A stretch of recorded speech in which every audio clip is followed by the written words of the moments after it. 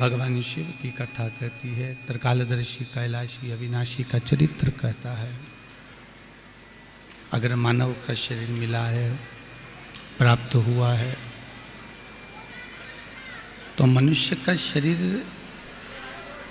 मिलने के बाद, मानव का शरीर प्राप्त होने के बाद सबसे मूल अगर कुछ है तो वो भगवान का भजन है, भगवान की भक्ति है। और यदि 84 लाख योनियां काटने के बाद में, 84 लाख योनियां काटने के बाद भी अगर मनुष्य का शरीर मिल गया और उसको हमने भगवान के स्मरण में, भगवान की भक्ति में, भगवान के नाम जाप में, भगवान के कीर्तन में नहीं लगाया तो यह मानव का शरीर बेकार है। फिर इस शरीर की कोई मूलता नहीं है, इस शरीर का कोई महत्व नहीं है। फिर एक बात अपने जीवन में हमेशा उतार कर रखिए, अपने जीवन में एक बात को हमेशा उतार कर रखो कि 2 कारणों से मनुष्य का शरीर प्राप्त हुआ है। इस मानव शरीर को प्राप्त करने का 2 कारण है। एक, हम जो पूर्व में कर्म कर कर आए हैं उसका भोग भोगने के लिए।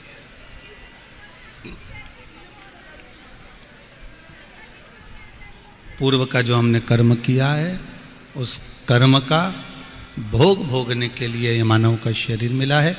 और दूसरा, मानव का शरीर मिला है भगवान का भजन करने के लिए।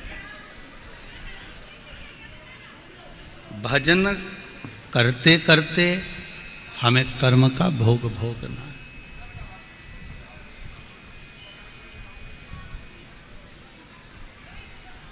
भजन को करते करते हमें कर्म के भोग को भोगना है।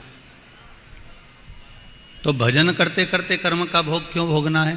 शिव महापुराण की कथा कहती है, हम जितना जितना भजन करते जाते हैं कर्म का भोग हमें बहुत कुछ भोगना रहता है, पर हमारे को काल भी आता है, बहुत तकलीफें भी आती हैं, कष्ट भी आता है, रोग भी आता है, बीमारी भी आती है, पर कर्म का भोग भोगते भोगते जब हमारी भजन की मात्रा बढ़ जाती है, हम भजन को जब बढ़ा देते हैं, स्मरण को बढ़ा देते हैं, भगवान की भक्ति को बढ़ा देते हैं, तो हमारा जो पूर्व का कर्म का भोग हमको जो भोगना रहता है वो धीरे धीरे धीरे धीरे धीरे धीरे वो कम होते चले जाता है और हम भगवान की शरणागति की ओर बढ़ते चले जाते हैं। डीले कम करो थोड़ा, भगवान की शरणागति की ओर हम बढ़ते चले जाते हैं। कर्म भोगो, साथ में भजन भी करो। मिला है शरीर, बड़ी मुश्किल से मिला है,